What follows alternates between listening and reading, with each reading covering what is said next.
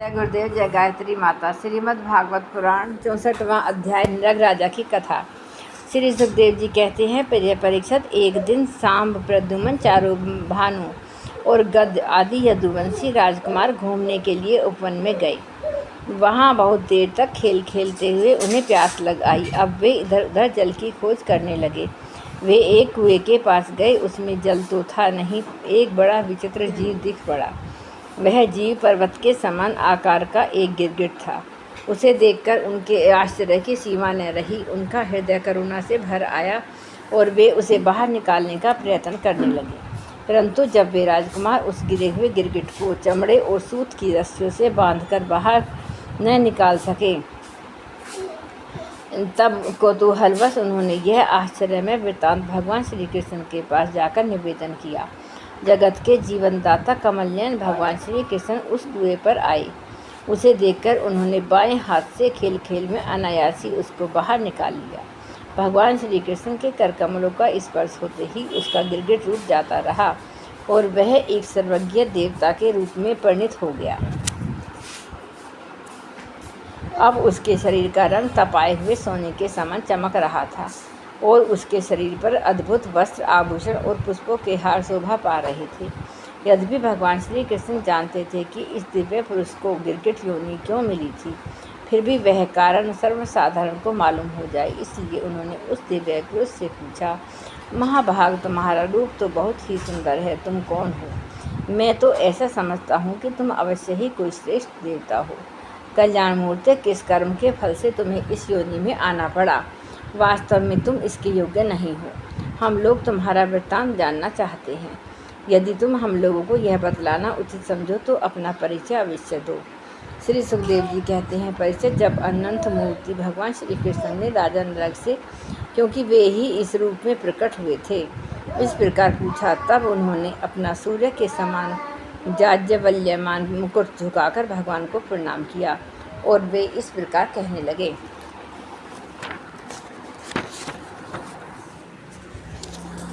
राजा नृग ने कहा, प्रभु, मैं महाराज इक्ष्वाकु का पुत्र राजा नृग हूँ। जब कभी किसी ने आपके सामने दानियों की गिनती की होगी, तब उसमें मेरा नाम भी अवश्य ही आपके कानों में पड़ा होगा।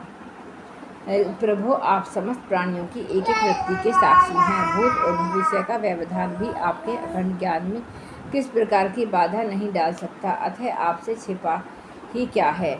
फिर भी अब मैं आपकी आज्ञा का पालन करने के लिए कहता हूँ। भगवान, पृथ्वी में जितने धूलि कण हैं, आकाश में जितने तारे हैं और वर्षा में जितनी जल की धाराएं गिरती हैं, मैंने उतने ही गोएं दान की थीं। वे सभी गोएं दुधार, नौजवान, सीधी, सुंदर, सुलक्षणा और कपिला थीं। उन्हें मैंने न्याय के धन से प्राप्त किया था। सबके साथ बछड़े थे। उनके सींगों में सोना मढ़ दिया गया था, खुरों में चांदी। उन्हें वस्त्र, हार और गहनों से सजा दिया जाता था। ऐसी गोएं मैंने दी थीं।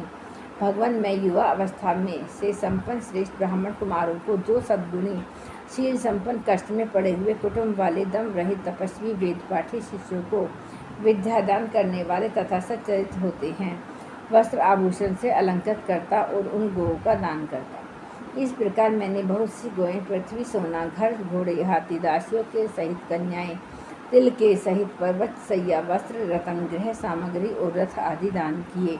अनेकों यज्ञ किए और बहुत से कुएं, बावली आदि बनवाई। एक दिन किसी अप्रतिग्रही, दान न लेने वाले तपस्वी ब्राह्मण की एक गाय बिछड़कर मेरी गाँव में आ मिली।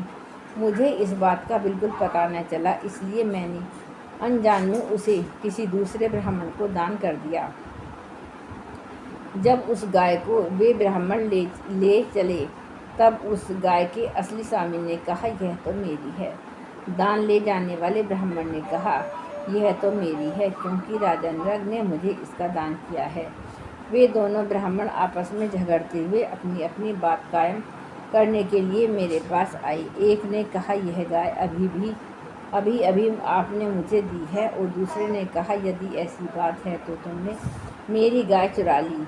भगवान, उन दोनों ब्राह्मणों की बात सुनकर मेरा चित्त भ्रमित हो गया। मैंने धर्म संकट में पड़कर उन दोनों में से बड़ी अनुनय विनय की और कहा कि मैं बदले मैं 1 लाख उत्तम गाय दूंगा। आप लोग मुझे गाय दे दीजिए। मैं आप लोगों का सेवक हूँ। मुझसे अनजान में यह अपराध बन गया है। मुझ पर आप लोग कृपा कीजिए और मुझे इस घोर कष्ट से तथा घोर नरक से गिरने से बचा लीजिए। राजन, मैं इसके बदले में कुछ नहीं लूँगा। यह कहकर गाय का स्वामी चला गया।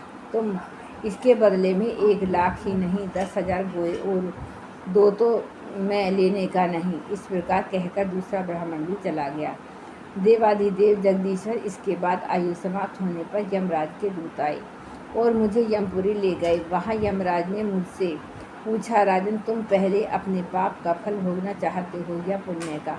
तुम्हारे दान और धर्म के फलस्वरूप तुम्हें जैसा तेजस्वी लोक प्राप्त होने वाला है, जिसकी कोई सीमा ही नहीं है। भगवंत, तब मैंने यमराज से कहा, देव, पहले मैं अपने पाप का फल भोगना चाहता हूँ। और उसी क्षण यमराज ने कहा, तुम गिर जाओ।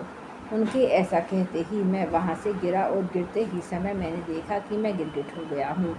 फिर वो मैं ब्राह्मणों का सेवक, उदार दानी और आपका भक्त था। मुझे इस बात की उत्कट अभिलाषा थी कि किसी प्रकार आपके दर्शन हो जाएं। इस प्रकार आपकी कृपा से मेरे पूर्व जन्म की स्मृति नष्ट न हुई। भगवान, आप परमात्मा हैं। बड़े बड़े शुद्ध हृदय योगीश्वर उपनिषदों की दृष्टि से अपने हृदय में आपका ध्यान करते रहते हैं। मुझे इस बात की उत्कट अभिलाषा थी कि किसी प्रकार आपके दर्शन हो जाएं। इस प्रकार आपकी कृपा से मेरे पूर्व जन्म की स्मृति नष्ट न हुई। भगवान, आप परमात्मा हैं। बड़े बड़े शुद्ध हृदय योगीश्वर उपनिषदों की दृष्टि से अपने हृदय में आपका ध्यान करते रहते हैं। इंद्रियातीत परमात्मन साक्षात आप मेरे नेत्रों के सामने कैसे आ गए, क्योंकि मैं तो अनेक प्रकार के वैष्णव दुखद कर्मों में फंसकर अंधा हो रहा था। आपका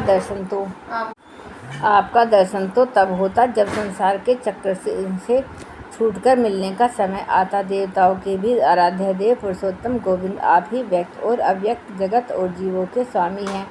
अविनाशी अचित हैं। आपका कीर्ति पवित्र है। अंतर्यामी नारायण आप ही समस्त वृत्तियों और इंद्रियों के स्वामी हैं। प्रभु श्री कृष्ण, मैं अब देवताओं के लोक में जा रहा हूँ। आप मुझे आज्ञा दीजिए।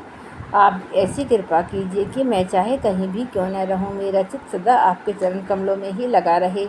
आप समस्त कार्यों और कारणों के रूप में विद्यमान हैं। आपकी शक्ति अनंत है और आप स्वयं ब्रह्मा हैं। आपको मैं नमस्कार करता हूँ। सच्चिदानंद स्वरूप सर्वंतर्यामी वासुदेव श्री कृष्ण, आप समस्त योगों के स्वामी योगेश्वर है। मैं आपको बार बार नमस्कार करता हूँ। राजा नरग ने इस प्रकार कहकर भगवान की परिक्रमा की और अपने मुकुट से उनके चरणों का स्पर्श करके प्रणाम किया।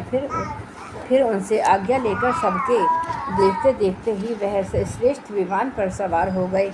राजा नरक के चले जाने पर ब्राह्मणों के परम प्रेमी, धर्म के आधार, देव की नंदन भगवान श्री कृष्ण ने क्षत्रियों को शिक्षा देने के लिए वहां उपस्थित अपने कुटुंब के लोगों से कहा, जो लोग अग्नि के समान तेजस्वी हैं, वे भी ब्राह्मणों को थोड़े से थोड़ा धन हड़प कर नहीं पचा सकते। फिर भी अभिमानवश झूठ मूठ अपने को लोगों का स्वामी समझते हैं। वे राजा तो क्या पचा सकते हैं। मैं हलाहल विषयों का विष नहीं मानता, क्योंकि उसकी चिकित्सा होती है।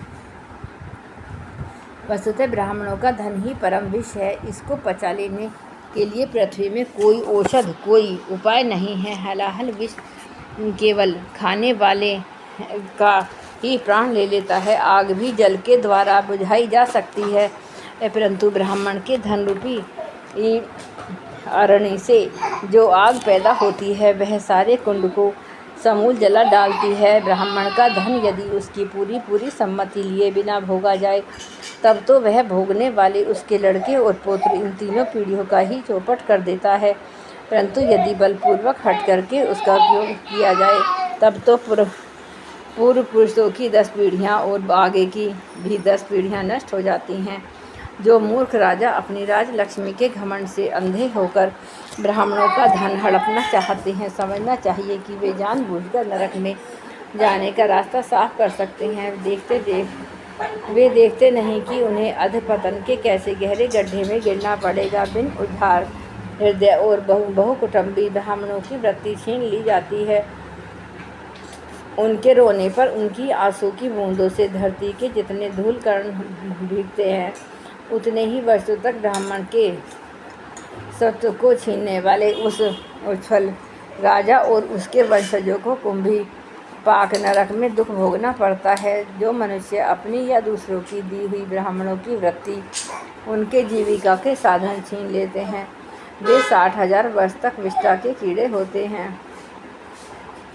इसलिए मैं तो यही चाहता हूँ कि ब्राह्मणों का धन कभी भूल से भी मेरे कोष में न आ जाए, क्योंकि जो लोग ब्राह्मणों के धन की इच्छा भी करते हैं, उसे छीनने की तो बात अलग रही, वे इस जगन में अल्पायु शस्त्रों से पराजित और राज्य भ्रष्ट हो जाते हैं, और मृत्यु के बाद भी वे दूसरों को कष्ट देने वाले सांप ही होते हैं। इसलिए मेरे आत्मियों, यदि ब्राह्मण अपराध करे तो भी उससे द्वेष मत करो। वह मार ही क्यों न बैठे या बहुत सी गालियाँ या शाप ही क्यों न दे, तुम लोग सदा नमस्कार ही करो। जिस प्रकार मैं बड़ी सावधानी से तीनों समय ब्राह्मणों को प्रणाम करता हूँ, वैसे ही तुम लोग भी किया करो। जो इस प्रकार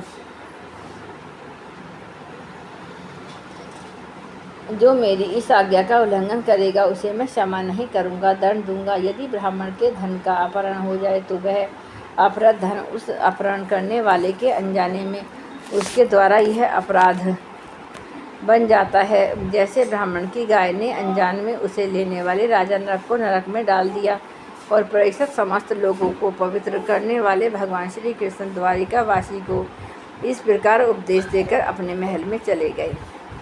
जय गुरुदेव, जय गायत्री।